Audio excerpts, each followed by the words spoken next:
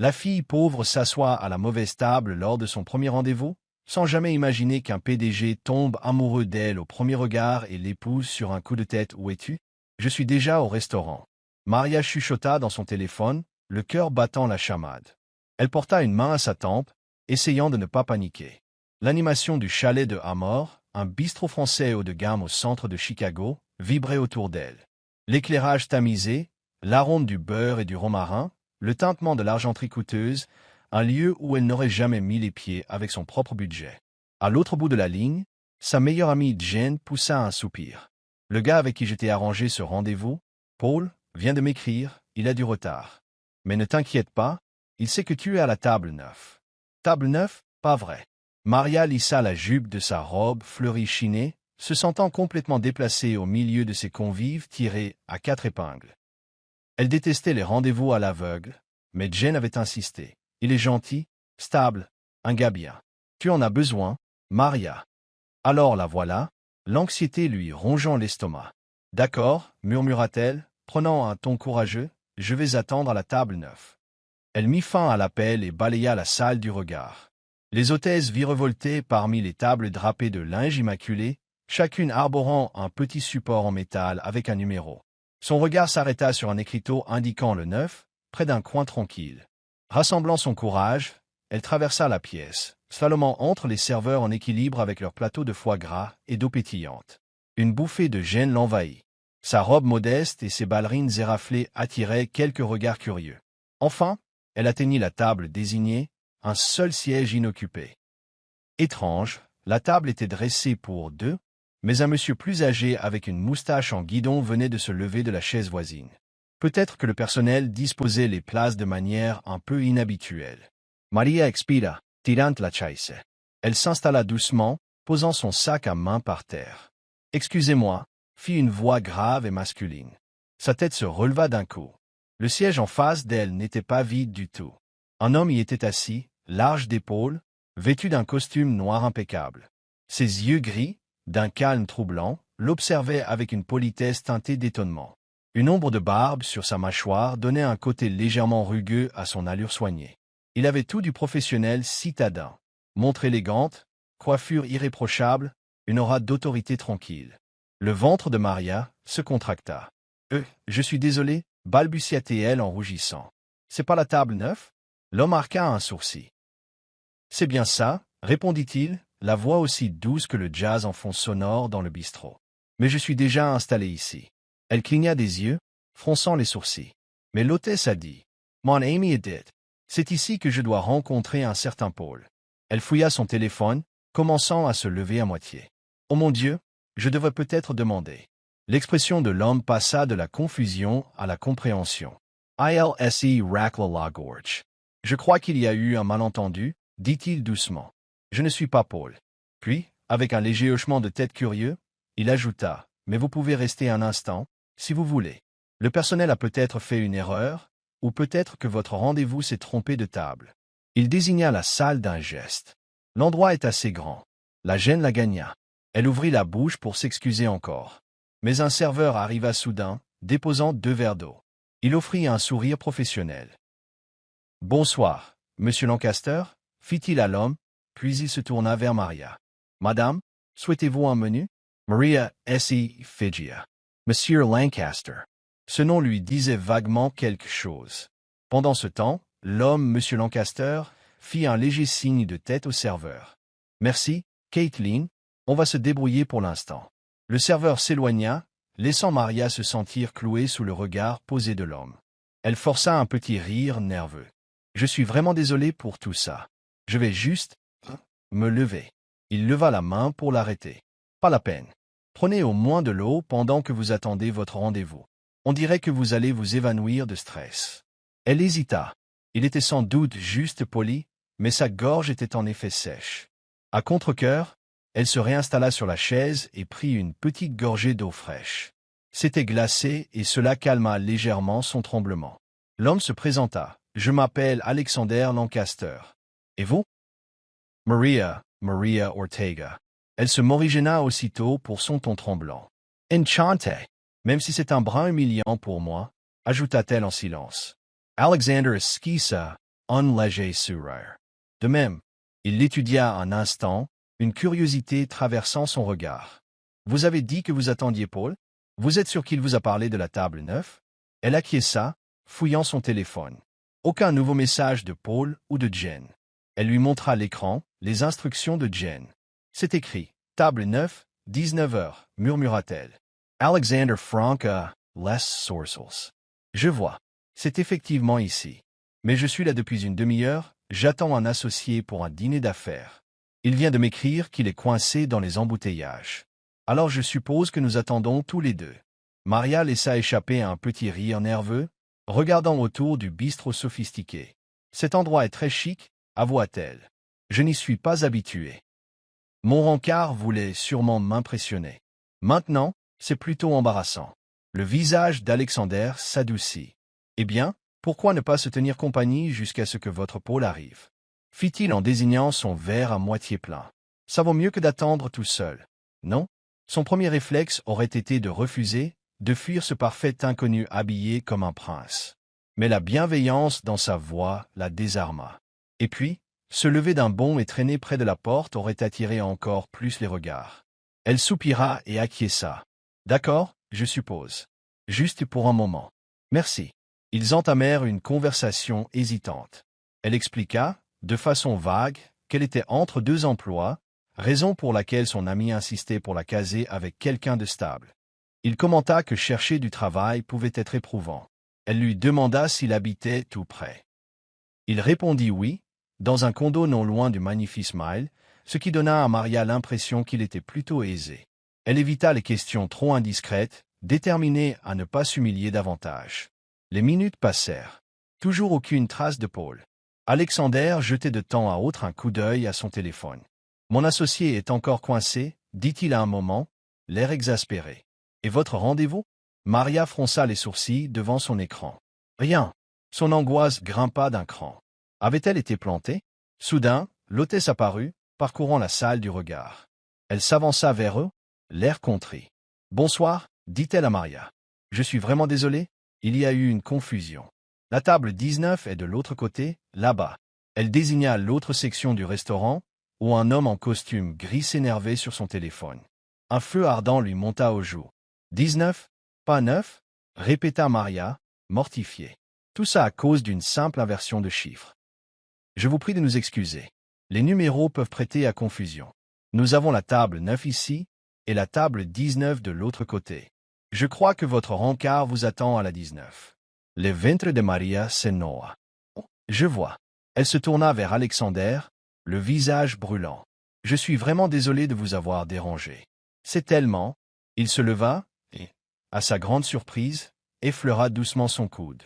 Pas la peine de vous excuser. J'ai apprécié faire votre connaissance. Un éclair de déception traversa son regard, vite maîtrisé. Maria força un sourire de gratitude.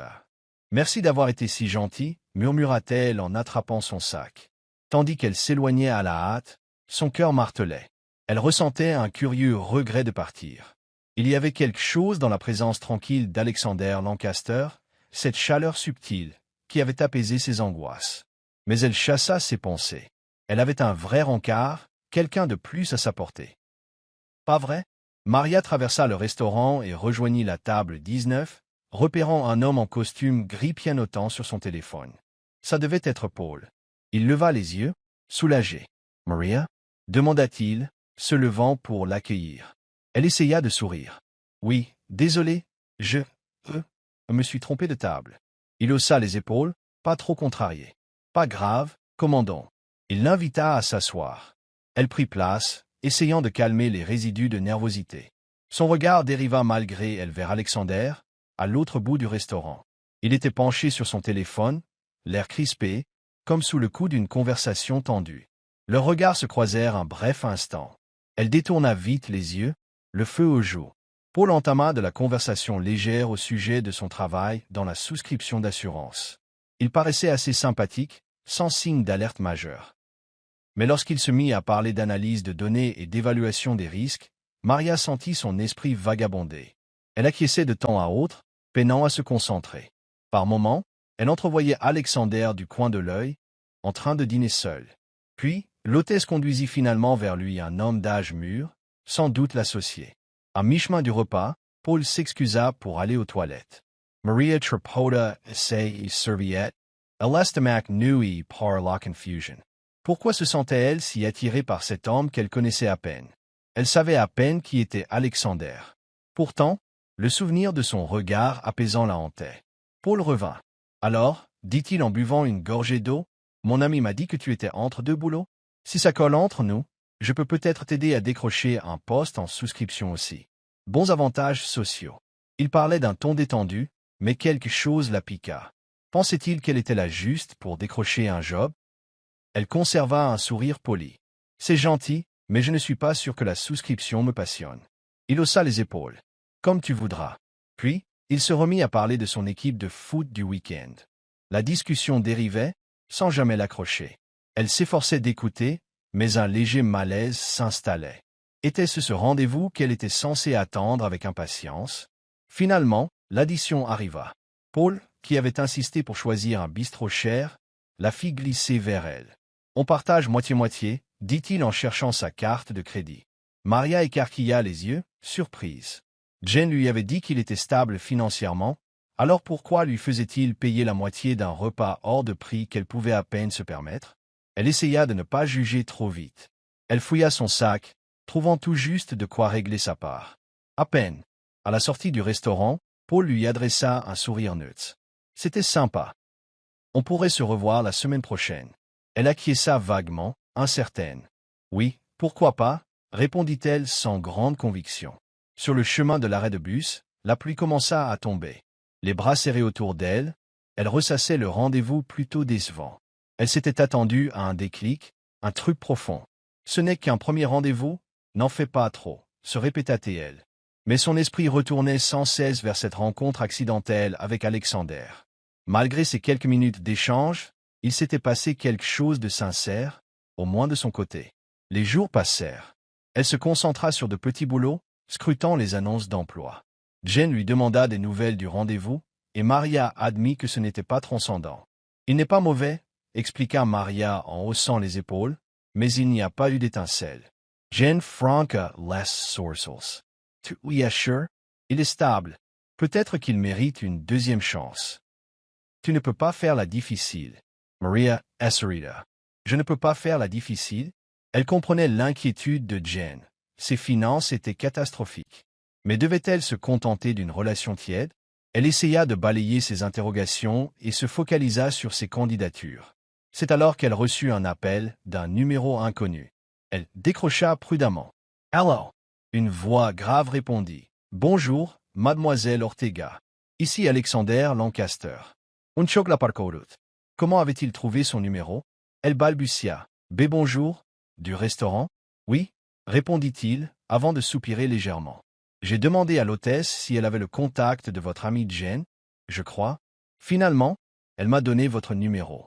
Excusez-moi si c'est brutal. » Elle s'affala sur son lit, le cœur battant. « Non, ce n'est pas grave. Il y a un problème. » Il marqua une pause. « Je ne sais pas comment le dire sans paraître direct, mais j'aimerais vous revoir. Auriez-vous le temps pour un déjeuner? C'est moi qui invite? Bien sûr. » La tête lui tourna. Il veut me revoir. Elle repensa à leur bref échange. Serait-il sérieux? Elle songea à refuser, trouvant ça un peu faux. Mais une curiosité tenace, et le souvenir de cette complicité naissante, la poussèrent à accepter.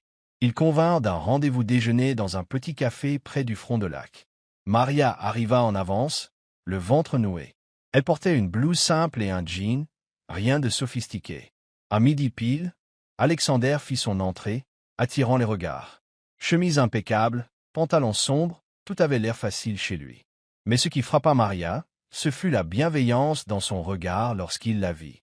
Il s'assit en face d'elle, lui souriant avec douceur. « Merci d'être venu, » dit-il. « J'avais peur que vous refusiez. » Elle but un peu d'eau pour se donner de la contenance. « J'y ai pensé, » avoua-t-elle en riant doucement. « Mais j'étais curieuse de savoir pourquoi vous vouliez me voir. » Un voile de vulnérabilité passa sur son visage. Cette soirée au restaurant, expliqua-t-il lentement, nos quelques minutes de conversation. C'était étrangement agréable. Et vous voir vous lever pour rejoindre la bonne table m'a laissé un vide.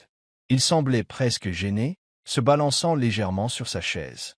Je ne suis pas d'ordinaire si spontané, mais je n'ai pas pu vous sortir de mes pensées. Le cœur de Maria s'emballa. Elle se souvenait de son attitude posée, de cette étincelle légère dans ses yeux. J'ai ressenti quelque chose aussi, admit-elle d'une voix douce, les joues en feu. Mais je me suis dit que ce n'était qu'un moment de hasard. Son bref sourire s'élargit. Parfois, les hasards sont les meilleurs signaux. Maria, j'aimerais mieux vous connaître, si vous êtes d'accord. Son esprit tourbillonnait. Est-ce que je vis un conte de fées? Elle essaya de rester lucide. J'en ai aussi envie, répondit-elle, mais je dois vous prévenir, je ne viens pas de votre monde. Vous vous habillez comme un millionnaire, et moi, je peine à payer mon loyer. Il se pencha, le regard sincère. L'argent, ce n'est qu'un outil. Je ne prétends pas que ma vie ne soit pas privilégiée, mais ça ne me définit pas.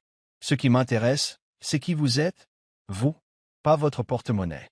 Il marqua un temps, ajoutant avec un sourire un peu amusé, même si, pour être honnête, je possède une entreprise de développement immobilier. Alors oui, je ressemble un peu à un millionnaire. Les yeux de Maria s'agrandirent. Un promoteur immobilier. Elle se souvint vaguement d'avoir vu Lancaster Holdings dans un journal. C'est donc C.E. Lancaster. Il hocha la tête, avec une modestie qui la toucha. Oui, c'est ma famille qui a fondé la société. J'en ai récemment pris la direction. La chaleur lui monta au cou. Elle s'était retrouvée, sans le savoir, à la table d'un PDG. C'était impressionnant, mais rien dans son attitude ne respirait la suffisance. Seulement la sincérité. Ils discutèrent plus d'une heure, partageant un café et quelques pâtisseries. Il lui demanda d'où elle venait. Elle raconta son enfance dans une petite ville du Midwest, son arrivée à Chicago pour tenter sa chance. Elle apprit qu'il avait étudié à l'étranger et s'était installé récemment à Chicago pour superviser l'expansion de l'entreprise. Un lien chaleureux naquit, sans phare ni prétention. Et quand il la raccompagna à l'arrêt de bus, un silence complice les enveloppa. Au bord du trottoir, il hésita comme s'il voulait en dire plus. Enfin, il murmura « Est-ce que vous voudriez dîner avec moi un de ces soirs ?» Elle mordit sa lèvre, scrutant son visage. Une vague d'émotion mêlée de doute l'envahit. Le vrombissement des voitures soulignait son indécision. Elle se surprit à hocher la tête. « Oui, je veux bien. » Un éclair de joie illumina ses yeux. Il lui serra brièvement la main avant de reculer. « Je vous enverrai un message. » Tandis que le bus s'éloignait, elle réalisa qu'elle se sentait plus légère qu'elle ne l'avait été depuis longtemps. Dans le reflet de la vitre, elle surprit son sourire un peu niais. Elle était loin de se douter que, derrière la douceur d'Alexander, se cachait une ardeur qui allait bientôt les propulser dans une romance fulgurante et bouleverser leurs existences. Les jours suivant leur rencontre au café, Maria et Alexander échangèrent des messages, d'abord innocents, puis de plus en plus personnels. Il lui envoyait des photos des propriétés pittoresques qu'il visitait pour le travail. Elle lui décrivait la petite bibliothèque charmante près de chez elle.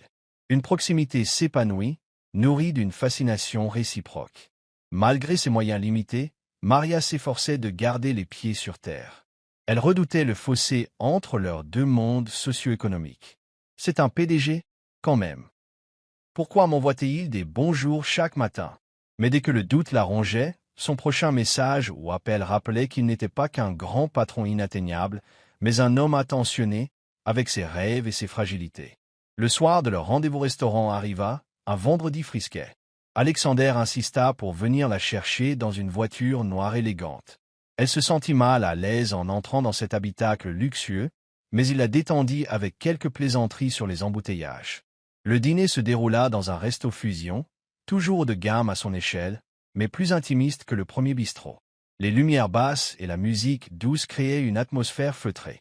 Au moment du dessert, il lui saisit la main par-dessus la table. « Maria, dit-il doucement, je sais qu'on ne se connaît pas depuis très longtemps, mais je veux que tu saches que je suis sérieux. Au sujet de nous. » Son pouce effleurait ses doigts avec tendresse. Son cœur rata un battement.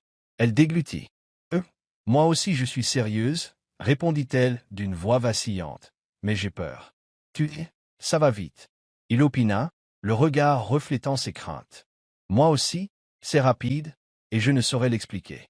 Mais depuis le moment où tu t'es assise accidentellement à ma table, j'ai senti un basculement.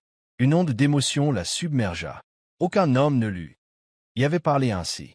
Paul, par exemple, ne lui avait envoyé presque aucun message après leur premier rendez-vous, hormis pour lui proposer d'assister à son prochain match de foot. La différence sautait aux yeux. Elle serra les doigts d'Alexander, un sourire timide aux lèvres. « Alors, allons-y, doucement. » Il laissa échapper un souffle, soulagé. « Merci. » Puis il se pencha et déposa un baiser tendre sur sa joue, la faisant frissonner de bonheur. Les semaines suivantes furent un tourbillon, des rendez-vous enflammés, des appels tardifs, des baisers volés sur le pas de sa porte. Elle le présenta vite fait à Jane, qui faillit s'évanouir en apprenant que son nouveau petit ami était le Alexander Lancaster de la célèbre Lancaster Holdings. Jane s'exclama, « Ma chérie, tu as trouvé un vrai prince charmant. » Maria rit, même si une petite angoisse persistait à l'idée d'être exposée. À mesure que leur relation se renforçait, Alexander invita Maria à un gala de la société, un événement en smoking au profit de projets de logement social. Elle hésita, craignant de ne pas être à la hauteur, mais il insista. « Viens en tant que ma compagne, dit-il. Tu as ta place à mes côtés. » Jane l'aida à dénicher une robe de soirée d'occasion, longue et bleu marine, qu'elle ajusta tant bien que mal à sa silhouette. Le soir de la réception, Alexander arriva avec un petit écrin de velours contenant un collier en argent fin, parfaitement assorti à sa tenue. Émue et gênée, elle se laissa faire lorsqu'il l'attacha autour de son cou. Au gala, elle fut submergée par une foule de VIP, tous en tenue étincelante, sirotant du champagne sur fond de musique orchestrée. Elle s'accrocha au bras d'Alexander. Il la guida avec une assurance tranquille, la présentant aux membres du conseil d'administration et aux partenaires caritatifs. Elle répondit à leurs questions polies sur ses origines, en taisant soigneusement la réalité de ses difficultés financières. Pourtant, pas une seule fois, Alexander ne parut honteux ou gêné. Au contraire, il la présentait fièrement comme sa compagne, même durant son court discours sur les actions communautaires de Lancaster Holdings. Debout au bord de la salle de bal, l'écoutant parler de logements abordables, Maria en eut les larmes aux yeux. Il était sincèrement engagé à réduire les inégalités de richesse, et pas seulement pour la communication de l'entreprise. Elle comprit alors comment il la voyait.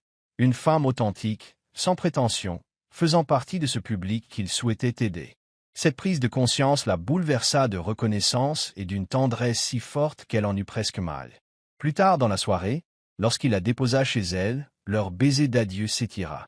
Ses mains encadraient tendrement son visage, et il murmura contre ses lèvres, « Je t'aime ». Le temps sembla suspendre son envol. Elle agrippa les revers de sa veste. C'était faux. À peine 2 mois s'étaient écoulés.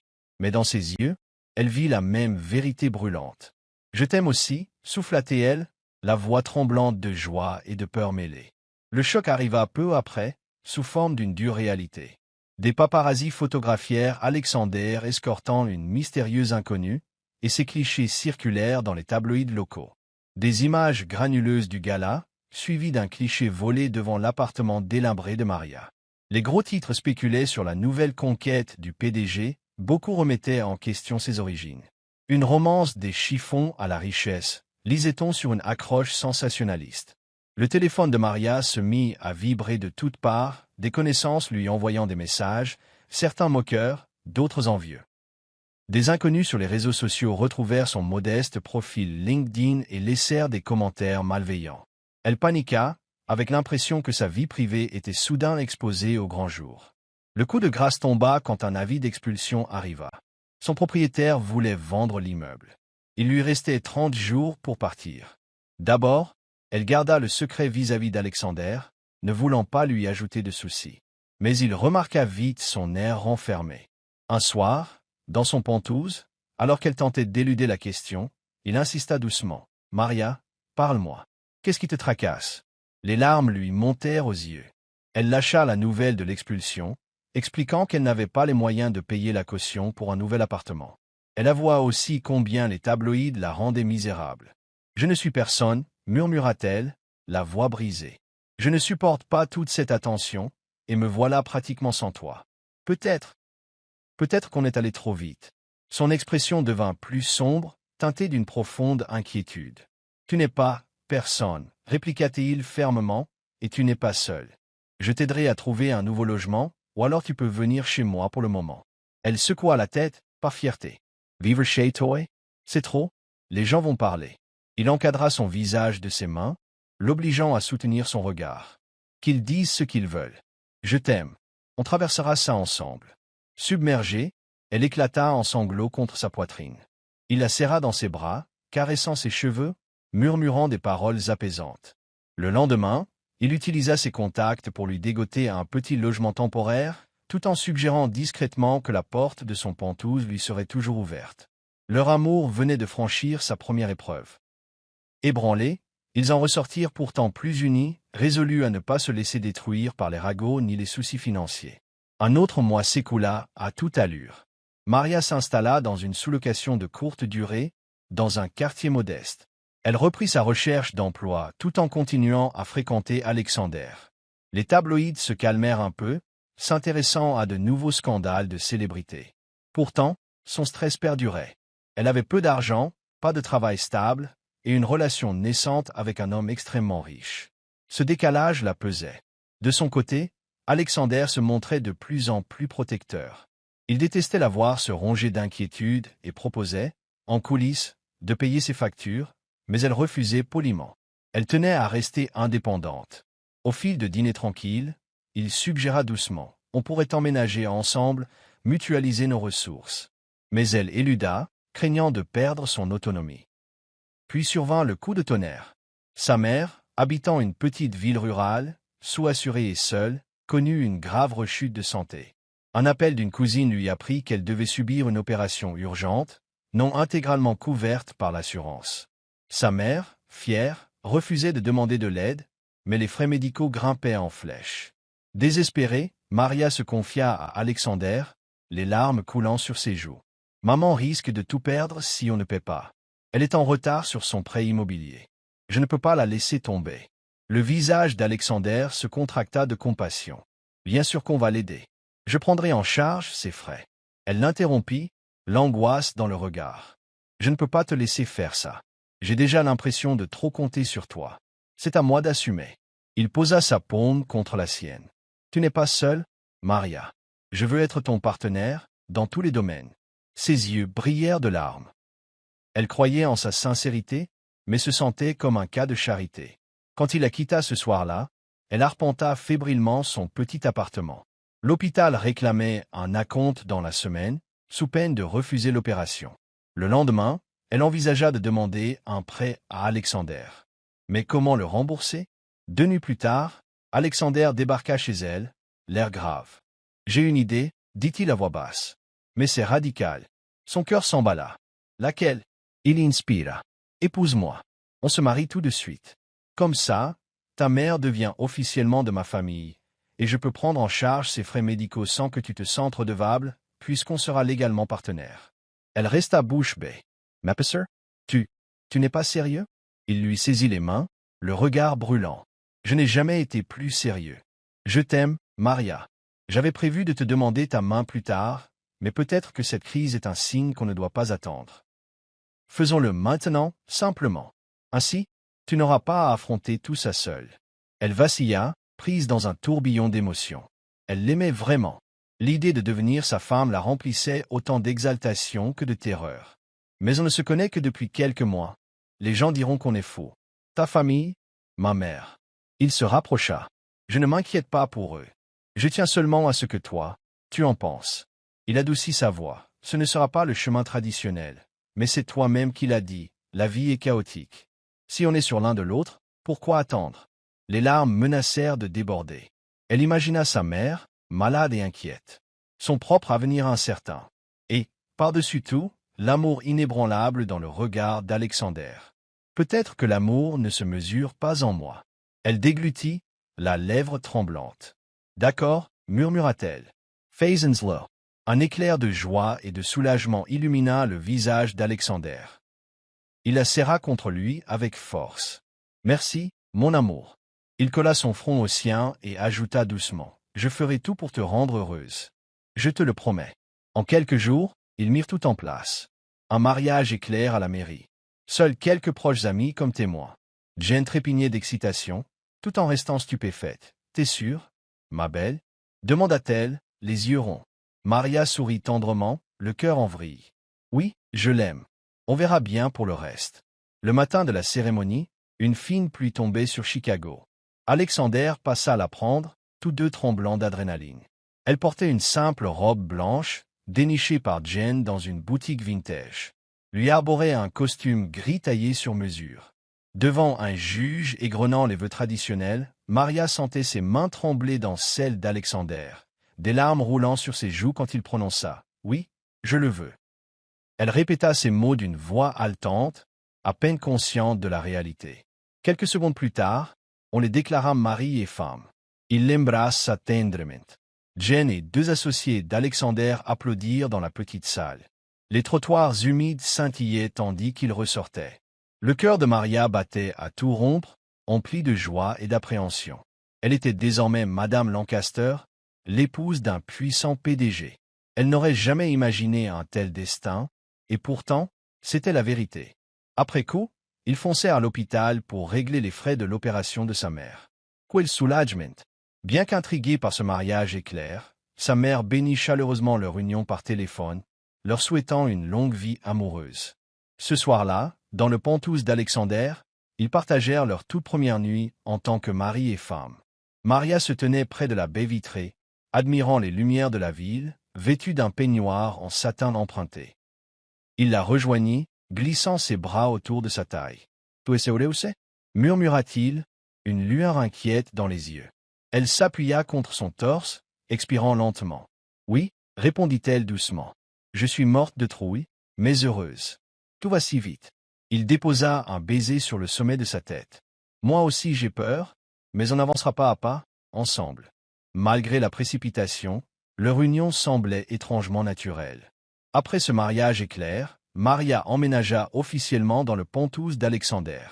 Elle n'emporta que quelques affaires personnelles, des photos, un vieil ours en peluche d'enfance, son ordinateur portable cabossé. Le reste fut donné ou stocké. Elle s'émerveilla devant l'espace, le décor épuré, la vue urbaine s'étendant à perte de vue, et cette cuisine débordant de mets qu'elle n'avait jamais goûté. Au début, la cohabitation fut maladroite. Elle insista pour cuisiner des plats simples, se sentant plus à l'aise que de laisser un chef privé s'occuper d'elle. Alexander la laissa explorer chaque recoin de l'immense appartement. Un atelier d'art, une bibliothèque privée, une chambre d'amis. « Fais comme chez toi », lui dit-il avec chaleur. Pourtant, elle demeurait incertaine, craignant de casser quelque chose hors de sa portée financière. Pendant ce temps, l'opération de sa mère se déroula bien et la convalescence s'annonçait sûre. Un grand poids se retira des épaules de Maria. Elle s'habituait aussi peu à peu aux médias à scandale, qui, ayant flairé leur mariage soudain, publiaient à la fois des éloges sur un conte de fées et des accusations de profiteuses intéressées. Elle apprit à les ignorer, concentrée sur la construction d'un vrai foyer, loin des titres accrocheurs. Alexander, de son côté, jonglait entre ses responsabilités de PDG et la vie de jeune marié. Il la présenta au personnel de Lancaster Holdings comme « mon épouse », indifférent à leur stupéfaction. Parfois, elle passait le voir au bureau, apportant des déjeuners faits maison. Certains collègues s'avéraient aimables, d'autres la dévisageaient avec réserve. Mais la fierté inébranlable d'Alexander désarmait les réticences.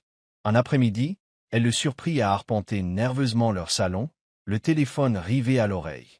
Elle capta quelques bribes d'une discussion tendue sur un projet à plusieurs millions de dollars. Lorsqu'il raccrocha, l'air frustré, et qu'il l'aperçut, son visage s'adoucit et il la serra contre lui. « Des soucis de boulot » grommela-t-il, enfouissant son visage dans ses cheveux. « Mais t'avoir près de moi rend tout ça plus facile. » Elle lui caressa le dos. « Tu sais, je peux aider. » Il eut un petit rire nerveux. « Reste simplement à mes côtés. C'est suffisant. » Dans les semaines qui suivirent, ils traversèrent les défis ordinaires d'un jeune couple. Décalage de rythme, découverte des manies de l'autre. Maria laissait traîner ses tasses de café, tandis que lui aimait voir l'appartement impeccable. Il écoutait de la musique classique au réveil, elle préférait la pop. Elle le taquinait, disant qu'il ne savait cuisiner que des œufs. Parfois, ils se disputaient notamment à cause de son refus catégorique de le laisser lui offrir des vêtements hors de prix. Mais chaque accrochage se terminait en réconciliation tendre. Leur passion ne s'était pas éteinte avec ce mariage précipité, au contraire, elle s'intensifiait. Parfois, pourtant, le doute l'effleurait. Elle songeait aux rumeurs qui couraient, à l'immense fossé financier. Elle craignait que, passé l'engouement des premiers temps, leurs différences ne les séparent. Mais chaque fois qu'elle en parlait, il la rassurait, inébranlable. Puis une opportunité inattendue surgit. Lancaster Holdings recherchait un coordinateur administratif pour un nouveau pôle philanthropique. Le service RH d'Alexander lui suggéra de postuler. Elle hésita, redoutant que ses collègues ne pensent qu'elle avait décroché ce poste grâce à son statut d'épouse du patron. Mais ses compétences en organisation d'événements et son intérêt sincère pour l'action sociale en faisaient une candidate solide. Après réflexion, elle décida de passer un entretien officiel. Pas de traitement de faveur. Devant un jury RH, on évalua ses connaissances et sa motivation. Elle y mit tout son cœur, expliquant que ses propres galères nourrissaient son désir d'aider les plus fragiles. Une semaine plus tard, on lui proposa le poste. Elle accepta, déterminée à prouver sa valeur. Les factures de sa mère étant désormais couvertes, Maria aspirait à retrouver son indépendance, à contribuer à leur union en se sentant légitime. Elle rejoignit donc la branche philanthropique de Lancaster, sous la supervision d'un responsable respectueux, mais attentif. Le travail était exigeant. Organisation de galas de charité, analyse de dossiers de subvention, visite de centres communautaires. Elle s'épanouissait, ravie d'agir pour aider des familles en difficulté. Lors des réunions, elle n'était plus seulement Madame Lancaster, mais une collaboratrice reconnue. Malgré quelques réserves initiales de la part de certains, ses compétences finirent par convaincre. Alexander, toujours PDG, la laissait mener ses projets à sa guise, n'intervenant qu'en cas de problème majeur.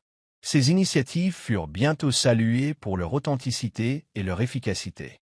Elle découvrit un élan profond, forgeant ainsi une identité au-delà de la pauvre fille qui a épousé un homme riche. Un soir, après une longue journée, ils se retrouvèrent sur le balcon du Penthouse, sirotant un thé glacé. Les lumières de la ville brillaient en contrebas. Maria se blottit contre l'épaule d'Alexander. Il passa un bras autour de sa taille et déposa un baiser léger sur sa tempe. « Comment tu te sens » demanda-t-il, à mi-voix. Contemplant le panorama lumineux, elle sentit son cœur déborder de reconnaissance. « Heureuse » répondit-elle, un vrai sourire aux lèvres. « On a pris un énorme risque, mais je suis tellement soulagé qu'on l'ait fait. » Il eut un sourire éclatant, le regard brillant. « Moi aussi. Ça a été précipité, mais c'est la meilleure décision que j'ai jamais prise. » Un silence tomba, rythmé par le bourdonnement du trafic en contrebas. Elle inspira l'air nocturne. « Tu sais, » murmura-t-elle, « on n'a jamais eu de vraie cérémonie de mariage. Juste ce passage éclair à la mairie. » Il releva son visage avec délicatesse. « On peut toujours y remédier, si tu veux. Une cérémonie de vœux avec la famille et les amis. Une jolie robe, de la musique, tout le tralala. Quand tu le sentiras. » Les larmes lui montèrent. « J'adorerais ça. Un jour, oui. Mais pour l'instant, je suis comblé. » Il l'embrassa doucement, comme une promesse silencieuse. Oui, leur histoire avait démarré sur un drôle de quiproquo, elle s'était assise à la mauvaise table. Or, dès cet instant, le destin avait entremêlé leurs chemins, pour culminer dans un mariage éclair qui les avait tous deux bouleversés par son intensité. Maintenant, ils avançaient ensemble, main dans la main, prêts à affronter tous les défis à venir. Leur romance fulgurante défiait chaque norme établie. D'une jeune femme timide, ayant atterri par erreur à la mauvaise table lors de son premier rendez-vous, à un PDG qui avait reconnu l'amour au premier regard et osé l'épouser en quelques mois à peine. Contre toute attente, leur lien prospérait, prouvant que le véritable amour peut éclore lorsque deux cœurs se rencontrent, au moment ou à la table le plus inattendu. Si cette histoire vous a ému, pensez à vous abonner à la chaîne Soul Steering Stories pour découvrir d'autres récits marquants d'espoir, de rédemption et de romance inattendue. Merci de nous avoir suivis, et à très bientôt.